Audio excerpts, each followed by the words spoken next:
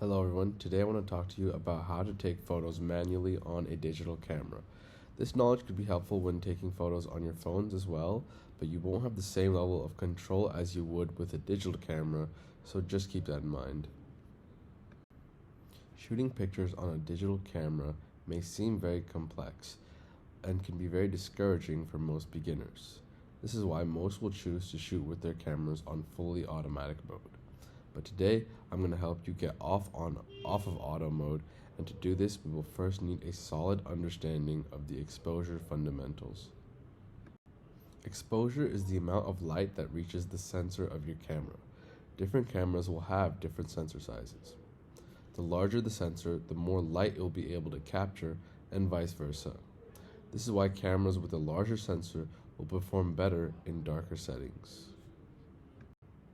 There's a concept called the exposure triangle, which are all the camera settings that affect the exposure of the images you take. These settings are the shutter speed, the aperture, and the ISO. Each of these settings will affect the brightness of the image as well as one other aspect of that image, but the change will be different depending on which setting you are changing. So I'll be diving into each of them for you all. You can think of your aperture as the iris of your camera. It grows and shrinks, letting in more or less light respectively.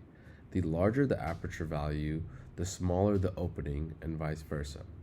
For example, an aperture of 2 would mean a much larger opening than an aperture of 16. The other aspect of your image that is affected by the aperture is the depth of field, which is used to create a blurred effect in your images. An aperture of 16 would have a much wider depth of field, meaning that more of the image would be in focus, as compared to an aperture of 2, which would have a very shallow depth of field. It's important to note that a shallow depth of field doesn't necessarily mean that your background is going to be blurred. As you can see in the bottom graphic, that in the image with the narrow depth of field, the rabbit would be in focus, but both the foreground and the background would be out of focus. Whereas in the wider depth of field, the entire range is going to be in focus. Your shutter speed determines how long the sensor is exposed to light for that individual photo. Having a fast shutter will allow faster movements to still appear clear, while a slower shutter speed would make movements appear blurry. As you can see in the graphic, when the shutter is exposed to light for 1/500th of a second, it is clear, but when it is exposed for half a second, it's blurry. Your ISO dial affects how sensitive your camera will be to light, which can make your image darker or brighter. The additional effect of altering the ISO of your images is that for a higher ISO value, you will get noise in your image. You can see what noise looks like in the top graphic.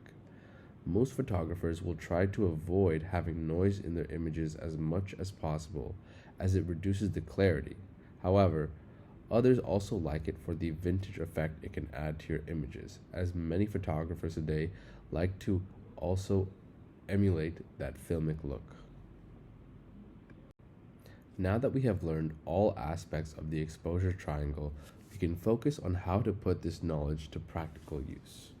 Most photographers will not need to shoot their camera in fully manual mode, in which they would be setting each of the settings of the exposure triangle. Instead, they can use exposure priority modes, of which there are 2, shutter priority and aperture priority. With each of these modes, the user only needs to set the shutter speed or the aperture respectively, and then they can use the exposure dial to decide how exposed the image should be. The camera will then decide on its own what to set the other 2 settings of the exposure triangle to, and to achieve the user's desired brightness. Thank you all for watching, and for one last piece of advice, the best way to improve your photography is to actually take photos. Don't get so hung up on all the details, and just try to take the best photos you can.